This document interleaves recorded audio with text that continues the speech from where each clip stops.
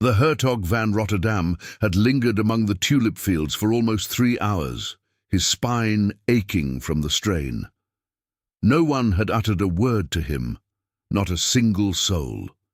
He rose carefully, one mud-caked palm pressed to his aching lower back, observing the newest cluster of elegantly gowned ladies sweep by without even a fleeting look. Their umbrellas cast shifting shadows over the manicured grass. Their giggles floated on the warm breeze, lively and unburdened. To them, he was a ghost, merely another labourer maintaining the grounds of Bloemen Manor, just as he'd orchestrated. Johan had donned his most worn tunic, the one with the tattered hem that his butler had attempted to discard on 2 occasions. His breeches were loaned from the chief landscaper, still moist at the cuffs from the dawn irrigation. He'd smeared genuine earth onto his arms before slipping out of his quarters at first light, and he'd deliberately skipped a patch while grooming, leaving a rough streak of beard along his chin that would appall his mother. The camouflage was flawless, maybe overly so, considering Lady Petra had almost commanded him to shift her luggage earlier, confusing him for genuine help. But this deception was essential. Johan craved to witness them in their authentic form, not the polished grins and scripted dialogues they paraded before nobility. He yearned to uncover what hid behind the facade. His sibling, Katrina, had cautioned him, this was insanity. "You'll uncover only letdown," she'd murmured 3 evenings prior, perched opposite him in his library as rain pounded the panes. Folks are just folks, Johan. They react to authority and rank because society drills it into them. You can't blame them for that. Yet he could, and he did. For deep in the Netherlands, Johan trusted there existed one lady who would extend compassion to a groundskeeper, one soul who peered beyond the veil of status to the individual beneath. If marriage was inevitable, and the manor demanded it imminently, as the lawyers had stressed emphatically, then he desired that soul, authentic, sincere. The outdoor soirée had been his scheme, though Baron van Beek presumed it was his spouse's. Johan had planted the notion via discreet avenues, guaranteeing every marriageable maiden in 3 provinces got an invite. The Van Beeks were indebted to him from a monetary affair the prior year, and they'd eagerly organized without probing too deeply into the Hertog's abrupt fascination with their yearly summer festivity. Now, Johan navigated the shrubbery, clippers clutched, scrutinizing. Lady Carolina van Blythe let her kerchief tumble by the water feature. It settled scarcely a metre from where Johan crouched, inspecting a bloom. She paused, her stance anticipatory. When he failed to spring forth and fetch it, she emitted a tiny huff of annoyance and beckoned a real attendant with a sharp gesture. The Van Ash sisters strolled by, chatting about their impending voyage to Amsterdam, their tones resonant. One swung her arm too wildly, toppling a container of herbs. They sidestepped the scattering dirt without halting their banter, abandoning the chaos for others. Miss Viola Winters proved gentler. She at least muttered, "Watch your step," as Johan manoeuvred a cart from her route. But her gaze skimmed right through him, as if he were transparent. Imagine this, the sun blazing overhead, sweat trickling down your back. Would you notice the overlooked? The midday rays intensified. Johan's garment clung damply to his skin. His palms, typically smooth despite his equestrian pursuits, began to blister from the unaccustomed toil. He'd genuinely been clipping, truly shaping the tulips, since loitering would attract scrutiny. The lead horticulturist might grumble to Baron van Beek about the zealous novice, but Johan would address that afterward.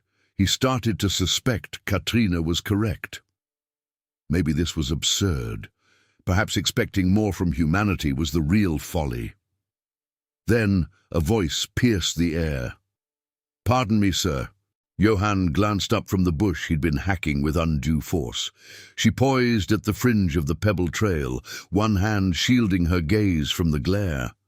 Her gown was plainer than the rest, a soft mint linen, washed so frequently it softened at the edges. No adornments save a modest brooch at her neck. Her ebony locks were secured neatly, sans the ornate twists the other dames preferred. She wasn't stunning in the traditional sense, her nose a tad pronounced, her lips somewhat broad, but her eyes were mesmerizing, amber and forthright, like gazing into crystal-clear canals under sunlight. "Yes, miss?" Johann rose, conscious of his dishevelled state, perspiring, grime-smeared, likely flushed from the warmth. "You've laboured since dawn." It was an observation, not an inquiry. "I spotted you upon my arrival, and you've paused not once." Johann blinked in astonishment. She'd observed him, truly registered his presence hours earlier. "It's my duty, miss." "Indeed, but the temperature nears 27 degrees, and I haven't seen you sip any refreshment." She proffered a metal mug, droplets condensing on its surface. "The beverage stand is nearby, but I figured you were deeply engrossed." He gaped at the vessel, her arm outstretched without reservation. No mittens, he noted.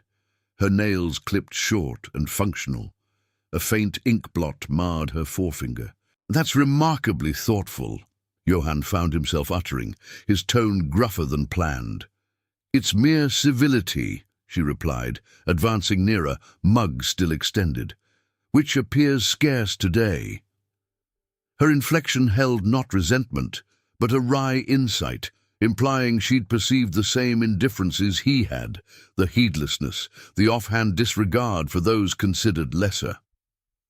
Johann accepted the mug. Their digits grazed momentarily, and he detected roughness on her skin. This lady performed her own chores, whatever they entailed. The liquid was refreshing, laced with a hint of citrus. He gulped it down in swift pulls, realizing his parched state. "Thank you," he said, returning it. "Sincerely. You're welcome." She beamed, and it illuminated her features entirely. "I'm Rosalinde Tuinman."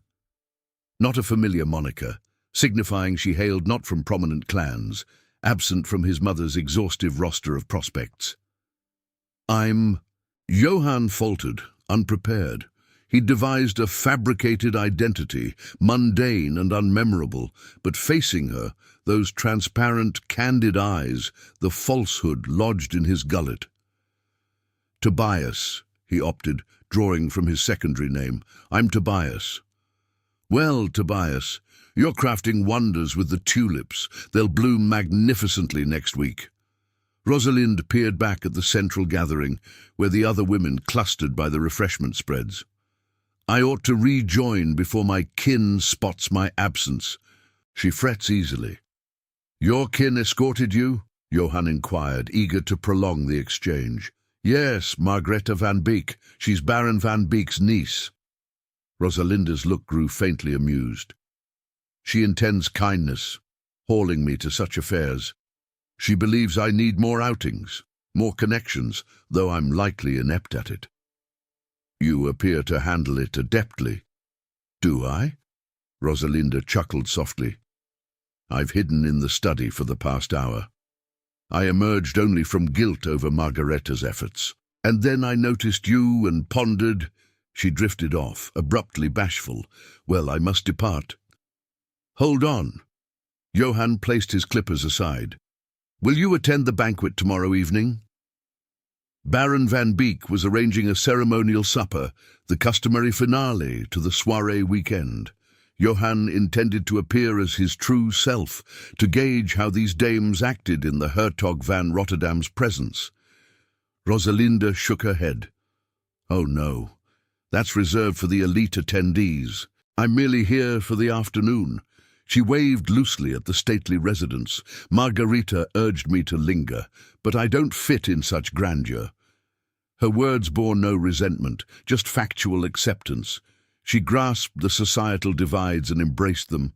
Johann suddenly resented those barriers more fiercely than ever. Perhaps... He halted.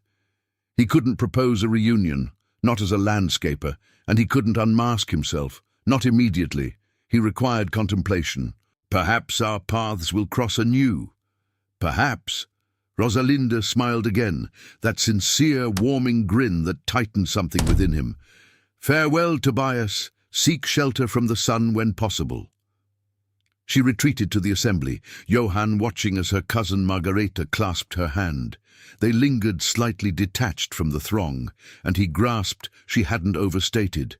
She was present, yet not integrated, an outsider, mirroring his own fabrication.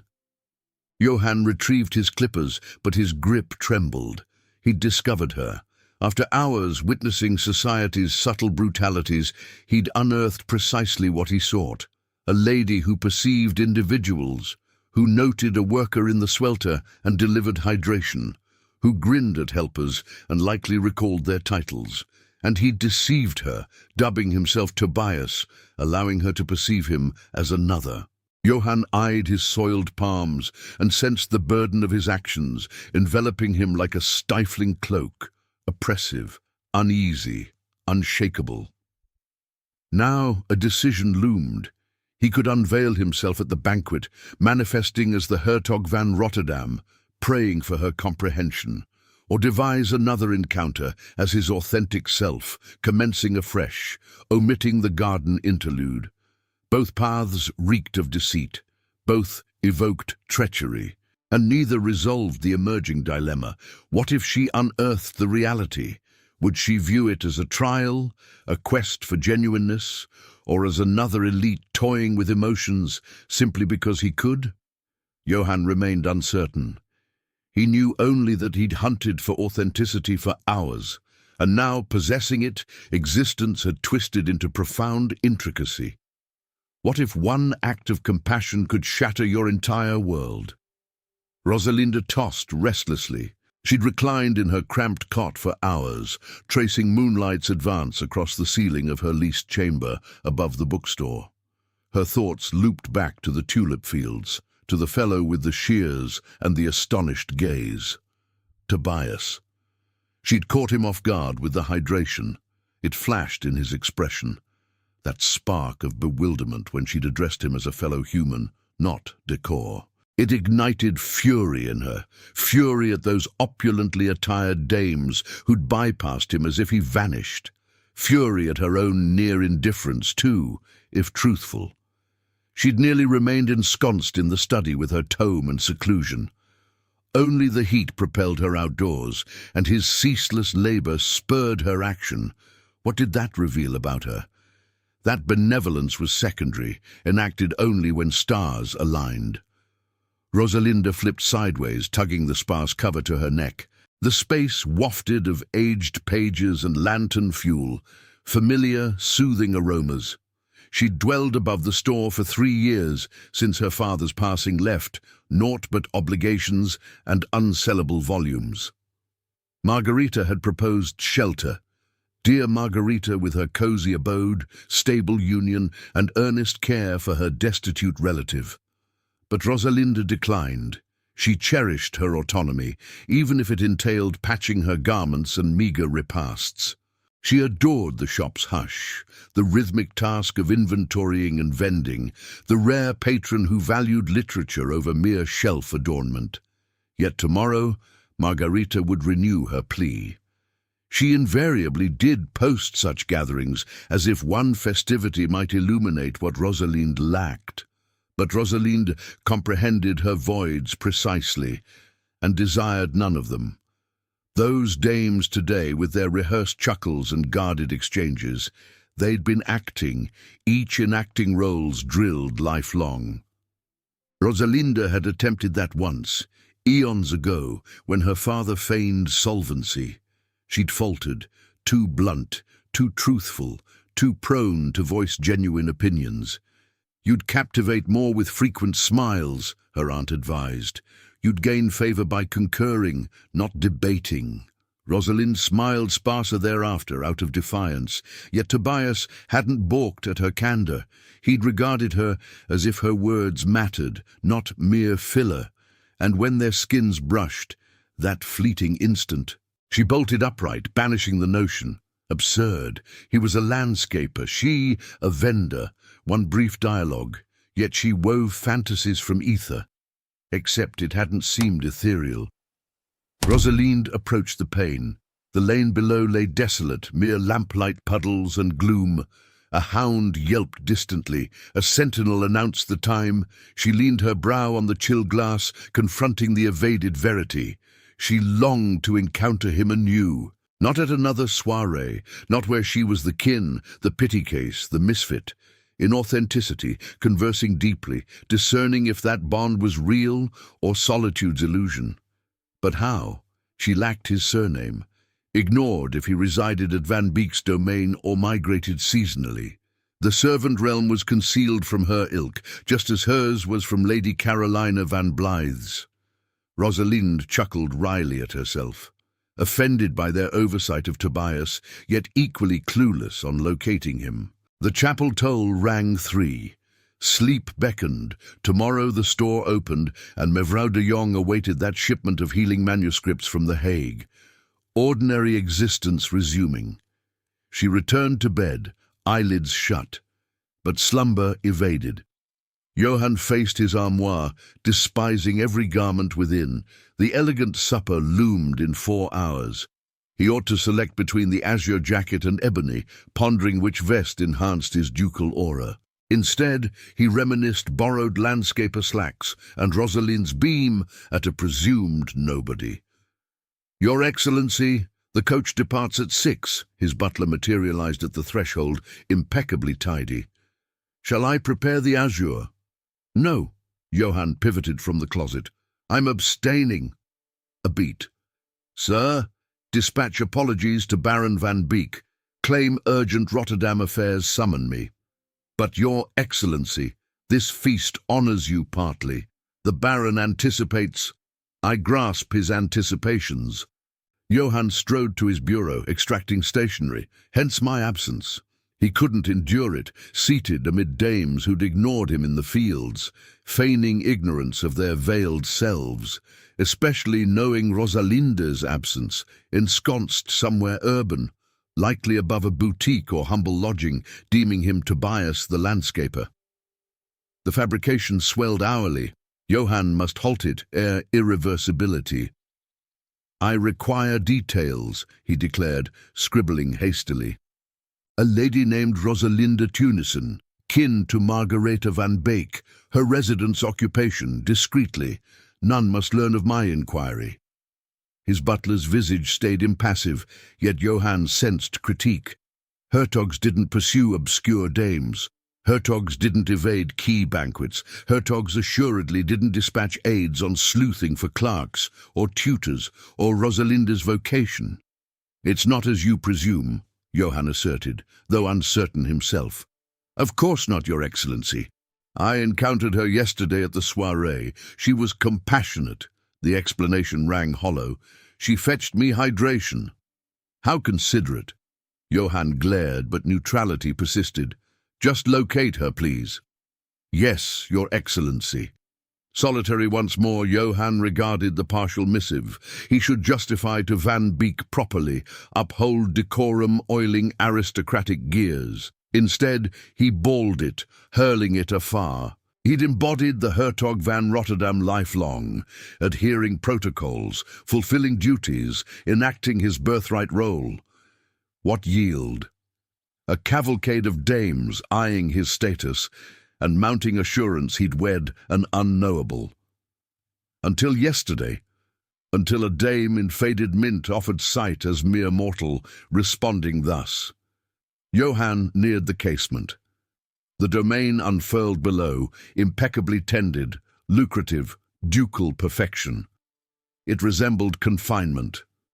Somewhere urban, Rosalind prepped a mundane eve. Oblivious to his fixation, oblivious he'd resolved to seek her anew, as himself, candidly, how to clarify the field landscaper. Unresolved. One hurdle per moment. First, pinpoint her. Then, devise truth-telling sans forfeiting years' sole verity. The bookstore chime sounded precisely at 2 on Tuesday afternoon. Rosalind lifted from the ledger she'd battled hourly, welcoming the diversion. Then she beheld the entrant, and her quill tumbled. Tobias. Except no longer. The approaching figure wore attire eclipsing her shop's worth, his jacket flawlessly fitted, boots gleamed mirror-like, hair trimmed precisely, chin smooth, yet the eyes matched, those startled, hesitant orbs from the fields. Rosalinda rose deliberately, her pulse erratic. "You're no landscaper," she whispered. "No." He halted meters away, cap in grasp. "I'm not." The space constricted, overheated abruptly. Rosalinda clutched the counter for balance. "My name is Johan van der Haven." He inhaled. "I'm the Hertog van Rotterdam." Naturally, for nothing in Rosalinda's existence simplified. She ought to rage. This man had misled her, enacted a charade while she naively proffered hydration. Yet beholding him, authentic concern etched, she couldn't summon wrath. "Why?" Her query emerged steadier than sensed. "I sought their true natures." Johan placed his cap on a book pile, then reconsidered, retrieving it. "The dames at the festivity, I needed awareness of their conduct when deeming none significant observed." "So you assessed them?" "Yes." He locked gazes. "And they faltered. All. They bypassed me as stone, as non-existent." Pause. "Save you." Rosalinda denied. "I'm unexceptional for offering hydration. That's basic humanity." "Precisely." Johan advanced. "It should be routine, yet wasn't. You alone perceived me." "I perceived Tobias," Rosalinda amended. "A worker in swelter. Not you. But therein lies it." Urgency infused his words. "You did perceive me, the essence, sans rank or holdings or trappings. You beheld a needy soul and aided. No scheming, no act." Rosalinda craved to stride, but clutter abounded. Tomes stacked on surfaces, heaped in nooks, her modest, truthful existence exposed to a Hertog. "You deceived me," she stated. "I know. You permitted my misconception. I permitted perception of my core, more candid than the Hertog's facade in ages." Johan set his cap down, resolutely. As Johan van der Haven folks perform, they spout desired phrases. They view the crest and lands, not the man. Helpless gesture. "But with you, briefly, I was mere mortal, and you merely compassionate." "Eloquent phrases," Rosalinda voiced, tone quivering. "Voracious ones." He circled the counter leisurely, allowing objection. None came. "You've consumed my thoughts since Saturday. I forwent Van Beek's banquet, tendered excuses, spent days hunting you. My butler deems me deranged. Perhaps you are." "Likely," Johan grinned, that garden grin, tentative, genuine. "But I needed reunion, needed veracity, even risking expulsion." Rosalinda scrutinized him, beyond lavish attire and erect carriage. Noted fidgety hands, averted then met glances, vulnerability of unmasked uncertainty. "Why arrive as self? You could reprise Tobias, sustain the ruse." "Because foundations on falsehoods crumble," Johan breathed. "And you merit superior to ploys. You merit truth." The store hushed, save the ancient clock's tick near the entrance. Rosalinda recalled Saturday, that digit graze, feeling acknowledged uncommonly. "I'm a bookseller," she uttered eventually. "I dwell in twin chambers overhead. Ink stains my digits oft, and I voice thoughts imprudently. Your mother would dismay." "My mother dismays routinely, her default." Johan's demeanor sobered. "I'm not demanding your assimilation to my realm, Rosalinda. I'm querying if I might integrate yours." "That's implausible. Hertogs don't." "Hertogs elect freely," he interjected softly. "That's ducal essence, and I elect this. Elect candor. Elect one who views souls over ranks." Slow reach, permitting retreat. "I elect you if you'll accept." His palm suspended betwixt a proposal, an inquiry. Rosalinda pondered refusals, class chasms, ensuing scandal, sheer improbability. Pondered dames deeming her ensnarer, manipulator. then pondered lifelong regret sans exploring what if. She clasped his hand. His fingers enveloped hers, warm, firm. Saturday's roughness vanished, yet the essence endured, merely reclad. I'm yet irked by the deceit, she noted. Valid. And courting a Hertog? Uncharted. Same here, Johann beamed. Never pursued authentically afore. We'll navigate jointly. Folks will murmur. Permit them. Gentle squeeze. Lifelong, I've met expectations. I'd prefer pursuing desires. And your desire, Johann surveyed the disordered store, volumes, battered counter, her crafted simplicity, then returned to her. This, he affirmed plainly, one who hydrates landscapers, one who peruses in studies amid festivities, one authentic. Something unclenched in Rosalinda, long sealed, forgotten. I deem you mildly insane, she said. Utterly. Johann raised her hand, kissing knuckles, formal, archaic, yet pulse-quickening. But my finest choice. The chime rang anew. Mevrouw de Jong peeked, spied their clasp, withdrew smirking. Rosalinda laughed. Gossip commences. Let it. Johann drew her nearer. She permitted. We'll furnish worthy tales. Such as a Hertog who unearthed his Hertogin in a bookstore, a dame who beheld him invisible, a bond birthed from plain goodwill, blossoming true. Rosalinda gazed upward at this improbable figure upending her orderly existence. Quite the tale, she murmured. Our tale. Johann caressed her cheek, tender, awed. If you desire, she recalled Saturday. Hydration in metal, rough palms, choosing compassion over obscurity. Recalled now candor, peril, happiness's daunting prospect. Yes, Rosalinda affirmed, I desire. And as he kissed her amid tomes, dust, afternoon glow, it felt the world's utmost verity, beyond the townward buzz, his mother protest, society gasp, murmur behind screens. But within the modest shop above which Rosalind resided, none mattered. For a Hertog had masqueraded as landscaper, discovering the sole dame who truly beheld him. She'd proffered hydration, and all ensued.